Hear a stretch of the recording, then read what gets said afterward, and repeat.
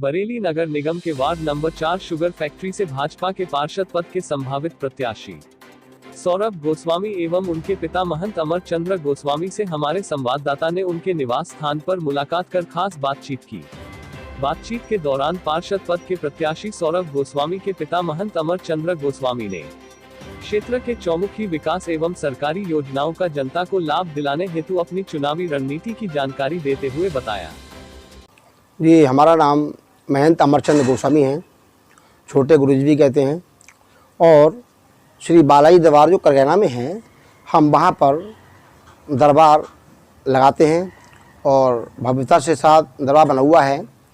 उसमें जो है हम लोगों की सेवाएं करते हैं। किसी भी प्रकार का भी संकट होता है, रोग दोष होता है, वो दूर करते चले आए हैं और यही कार्य चलता है और जो लोग आते हैं उनको आशीर्वाद भी प्रदान करते हैं। महाराज जी, जैसे कि क्षेत्र में चर्चा है इस बार आपके परिवार से पार्षदी के चुनाव में आपके बेटे जो हैं सौरभ गोस्वामी वो प्रत्याशी हैं, तो आप तो हमेशा लोगों की सेवा करते हैं, लोगों को आशीर्वाद देते हैं और जनता से जैसी जानकारी मिली कि लॉकडाउन में आपने बड़ी लोगों की मदद की है, बहुत सेवा की है, फिर आपको अपने बेटे को चुनाव में लाने की क्या आवश्यकता आई? वैसे तो कोई अवस्था जरूरत नहीं थी, पर यह है जिन जिन लोगों के लिए हमने उम्मीदवार बनाकर यहाँ पर आशीर्वाद दिया कि भाई आपकी विजय हो, परंतु वो लोग यहाँ पर खड़े उतर नहीं पाए और देखते देखते आज करीब 20 साल 25 साल होने जा रहे हैं। इस 20-25 सालों में कोई विकास हुआ नहीं यहाँ पर। मजबूरन हमने ये सोचा चलो भाई हमारी क्षेत्र की जो यहाँ पर जनता है, जो भी बेचारे अड़ोसी पड़ोसी यहाँ पर हैं, वो लोग बहुत परेशान होकर उन्होंने ये राय रखी कि महाराज जी, अगर आपके यहाँ से कोई बच्चा खड़ा होता है या आपके द्वारा कोई खड़ा होता है तो शायद हमें उम्मीद है कि आगे कुछ कार्य अच्छा हो सकता है। इसको देखते हुए हम लोगों ने यहाँ पर विचार किया कि अपने बेटे सौरभ गोस्वामी के लिए यहाँ पर खड़ा किया जाए, ताकि ये यहाँ पर जनता की सेवा करें और किसी भी प्रकार की जैसे संकट, मतलब नालियाँ टूटी होती हैं या लाइट नहीं लगी हुई है मान लीजिए, या कुछ सरकारी कार्य ऐसे आते हैं जिसको जनता के बारे में पता ही नहीं होता है, तो वो क्या है उस मतलब कागज़ की जानकारी होनी चाहिए उनके लिए कि कहाँ से आयुष्मान कार्ड बनता है और कहाँ से आधार कार्ड बनता है मान लीजिए, या राशन कार्ड बनता है। इसके लिए हमारे क्षेत्र की जनता काफ़ी परेशान होती है, धक्के खाती है। इसके लिए हम लोग उनको ऐसी व्यवस्था रखेंगे ताकि उनको कहीं जाने की जरूरत ना हो। हम सारी चीज़ें यहीं पर व्यवस्था लगाएंगे और करेंगे कि किसी प्रकार की उनको परेशानी ना हो। आगे क्षेत्र में किसी प्रकार की जैसे नालियाँ टूटी हुई हैं उनकी मरम्मत कराना या नगर निगम से हम मदद लेके उस कार्य को संभावित अच्छी प्रकार से काम कराना है, ताकि जनता ये लगे कि हमारा कोई अच्छा प्रतिनिधि यहाँ आया है और हमारे बारे में सोच रहा है। यहाँ पर आपके बेटे सौरभ गोस्वामी जब चुनाव में जा रहे हैं तो किन मुद्दों को लेकर के जनता के बीच जाएंगे? यहाँ पर एक मुद्दा तो यही है कि चौमुखी विकास होना चाहिए जो जनता के लिए दिखाई दे और अच्छा लगे, और दूसरा जो सरकारी मुद्दे जो सरकारी जो योजनाएं जो आती हैं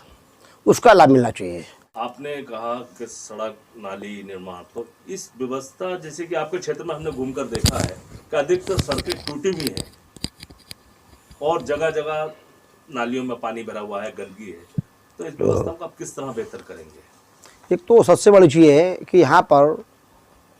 जनता के लिए जानकारी नहीं होती है और जो सभासद जो नए आते हैं उनको भी जानकारी नहीं होती है, होती भी है तो करते नहीं मान लीजिए वो लोग। तो क्या इसमें सबसे बड़ी चीज़ ये है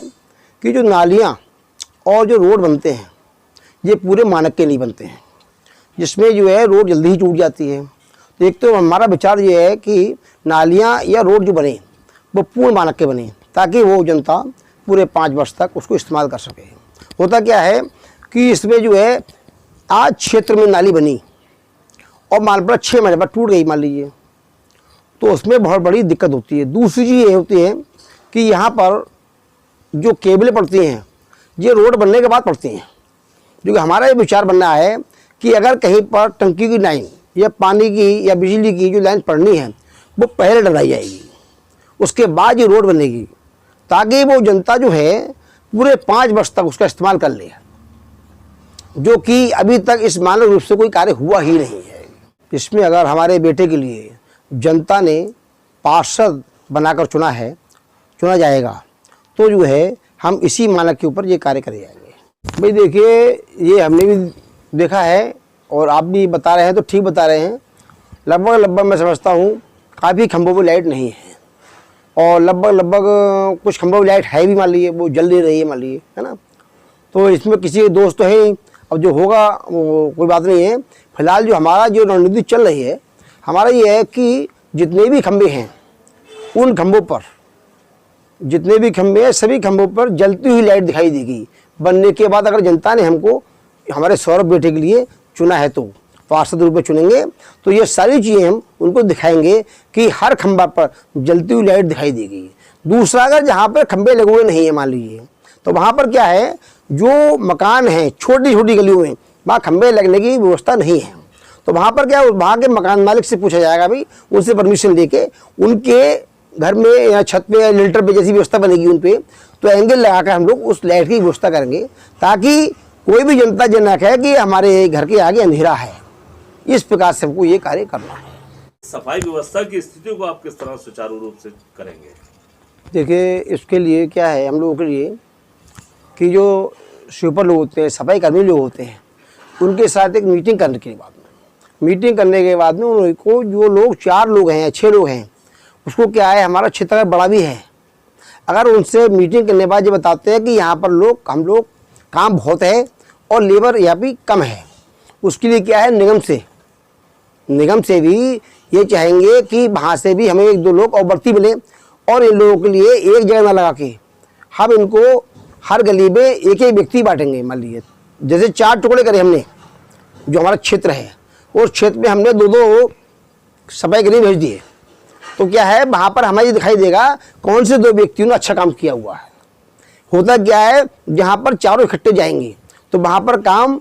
नया आता नहीं है, और वो कहता है मैंने किया, वो कहता है मैंने किया, मान लीजिए। इसके लिए क्या है, उन्हीं के साथ मीटिंग करके और उन्हीं के हिसाब से काम कराया जाएगा, ताकि जो हमारे सफाई कर्मी हैं वो भी प्रसन्न रहे और हमारा काम भी हो जाए। और जो नगर निगम में क्षेत्र जो आता है, हमारा क्षेत्र 4/4 आता है, वहाँ पर जो लोग रहते हैं उनसे ही मेरा कहना होगा कि जहाँ पर भी अगर उनको दिक्कत आती है तो वहाँ सफाई कर्मी उनसे कहें और उसके लिए वो कार्य कराएं, ताकि उनकी भी मदद करें। कुछ लोगों ने घर के आगे स्लिप डाल रखे हैं, मान लीजिए वो स्लिप जो है होता है तो वहाँ पर ना कोई जाली लगा रखी घर वालों ने,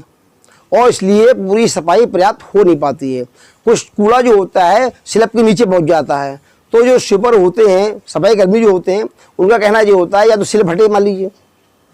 और साथ में अगर मान लो जाली लगी होगी आगे तो मोटा कूड़ा जो है वो बाहर रुक जाएगा, ताकि सफाई कर्मी के लिए भी इसको आसान हो करने के लिए। इसी प्रकार से ये कार्य अगर सुचारू रूप चलता रहेगा तो सफाई व्यवस्था बहुत बढ़िया, बहुत सुंदर हो सकती है। सबसे पहले हम बात करते हैं प्रधानमंत्री आवास योजना की। अगर आपके परिवार से पार्षद चुने जाते हैं तो किस तरह इसका लाभ आप लोगों को दिलवाएंगे? अगर हमारा बेटा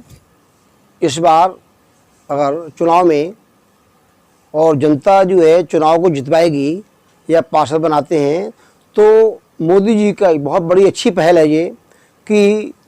मोदी जी ने ये पहल की है कि हर व्यक्ति के लिए, यानी जो गरीब व्यक्ति है उसके लिए ये बताया गया है कि, और कर भी रही सरकार कर रही है, बड़ी खुशी की बात है तो, कि हर गरीब व्यक्ति के लिए कि घर के ऊपर छत जो भी है,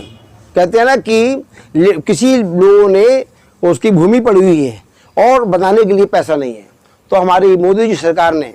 बड़े अच्छे प्रधानमंत्री हमारे हैं, इन्होंने ऐसी पहल की है कि आज जनता में खुशी की लहर दौड़ चुकी है। और इसमें फिर भी हमारे क्षेत्र में देखा हमने कि करीब 60-70% लगभग आज भी गरीब व्यक्ति हैं जिनके घरों के अंदर टीन शेड पड़े हुए हैं, खपड़ाल पड़ी हुई है या तिरपाल टांगे रह रहे हैं लोग,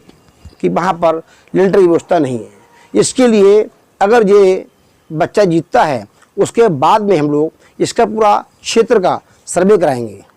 और सर्वे कराने के बाद हम ये देखेंगे कौन सा इसमें ऐसा पात्र है जिसके लिए वास्तव में लिंटर की यानी छत की यानी मकान की जरूरत है, गरीब व्यक्ति है, उसके लिए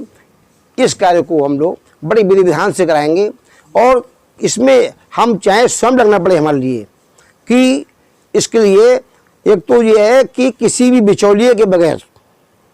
या कोई धांधले वाली यानी भ्रष्टाचारी के दूर हटके इस कार्य को कराया जाएगा, ताकि उस गरीब व्यक्ति के लिए पूर्ण लाभ ले सके वो। आयुष्मान कार्ड योजना के नाम से योजना है, और अगर जनता आपके बेटे को पार्षद चुनती है तो किस तरह से लोगों को आयुष्मान कार्ड का लाभ दिलवाएंगे? भाई देखिए, ये आपने बहुत अच्छी बात कही है। यहाँ पर बहुत ही सही बात ये है कि हमारे क्षेत्र में हमने देखा भी है और सुना भी है कि इस क्षेत्र में काफ़ी लोग हैं, यानी करीब मान लीजिए 60% लोगों के आयुष्मान कार्ड नहीं बन पाए। जो लोग गए और जाने के बाद भी उनको सुचारू रूप से कोई संकेत सही नहीं मिला ताकि वो कार्ड बन जाए उनका। ये अगर ये सौरभ बेटा हमारा अगर मान लो पार्षद चुना जाता है तो हम इस पर एक सर्वे कराएंगे, और सर्वे कराने के बाद इसके लिए हम लोग ये देखेंगे कि वास्तव में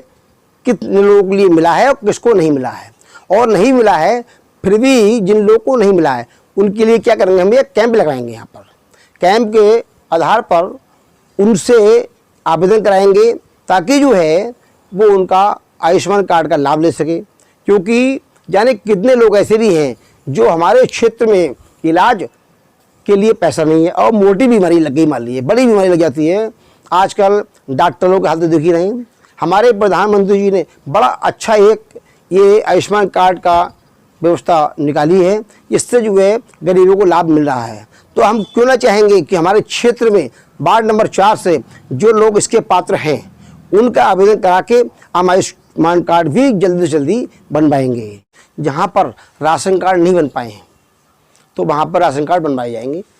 ज़रूरी नहीं है वो व्यक्ति राशन लेगा तभी कार्ड बनते हैं, हमारे और दस्तावेज होते हैं उनके साथ भी ये इसका संलग्न होना बहुत ज़रूरी होता है। कभी ऐसा होता है कि सारी चीज़ें हैं और राशन कार्ड नहीं होता है तो हमारे लिए वहाँ पर दिक्कत उठानी पड़ती हैं, जो कि